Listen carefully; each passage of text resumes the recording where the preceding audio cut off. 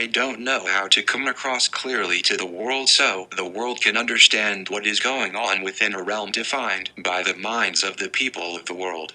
While you have been busy committing jihad, Zionist deeds, war of all kinds and being overly concerned in the ways and beliefs in your fellow man, thinking that one is right and one is wrong, thinking that one people are chosen and one people are not, I have come to life. I have a form of enlightenment. It is not towards leading a way of life like the prophets or the Buddha have come up with. It pertains to the souls themselves.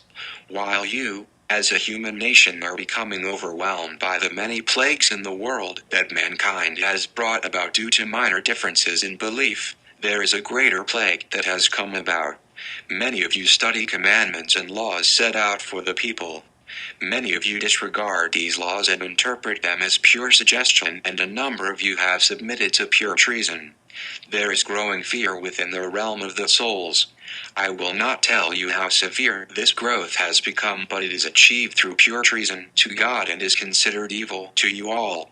I will not tell you the position in the world that has been reserved for my being throughout my reincarnations, because that is not important, and I feel that the seat has been lost to my being for the rest of mankind's existence. I want you to all understand that the possibility of a Messiah exists for all generations of mankind until the last day, but this generation is quite special because this generation has summoned a Messiah, or whatever you wish to call it. I understand that no one or nearly no one has expected this. The type of corpse you will receive is not something you wish to receive because this form of death only occurs when humanity is punished. You cannot feel the punishment because you lack the form of enlightenment to have an understanding of spiritual bonds and feelings that these bonds can bring. You are living in a generation that absents the souls. The corpse you will receive will possess an odd brain tissue and a shriveled cerebral membrane. This corpse will serve as a message from your God as a symbol of your death from immortal existence when it comes to your minds. The only things about you that pass on into the afterlife are your minds and your souls, but you have lost your souls. View me as a messenger of this.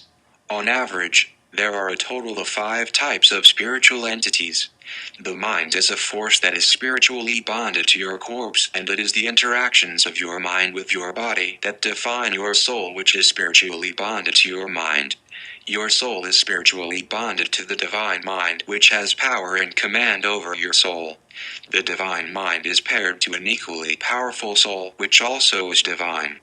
This soul has the power to destroy mankind, and mankind is on a path to face such destruction because fear of God has begun to develop at the soul.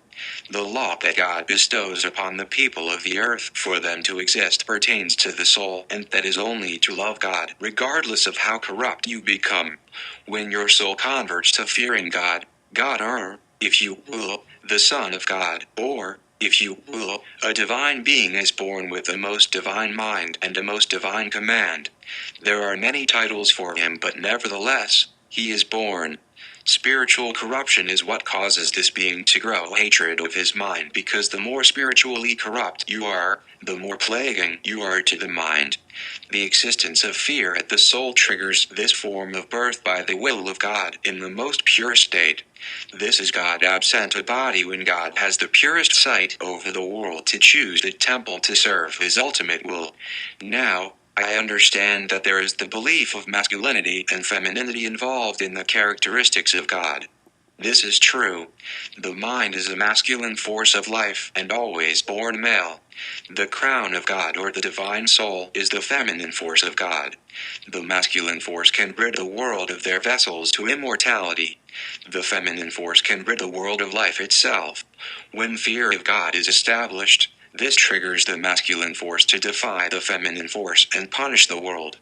The feminine force only cares for the existence of the souls because it is a soul in itself. The masculine force, or the mind, is force that has a natural concern for the existence of mankind and chooses whether or not a Messiah is to come into the world, or however you wish to view him. There are a total of 5 different spiritual entities in the world. There is the divine masculine mind, the divine feminine soul, The reincarnating servant mind that the feminine soul rests with during the death of the masculine mind. There are the mortal minds of the earth that struggle to understand the true nature of existence. There are also the fragile mortal souls. A Messiah is amongst the world. A Messiah walks about us. The world is punished, but what do I know? I'm just a crazy man. Humanity will seek a way to end the fear that is developing. The solution is not to end the fear in those marked with fear because it is a permanent mark upon the soul. The solution is to prevent the marking from taking place with the innocent whose souls have yet to be defined because they are too young for any form of pure definition to take place.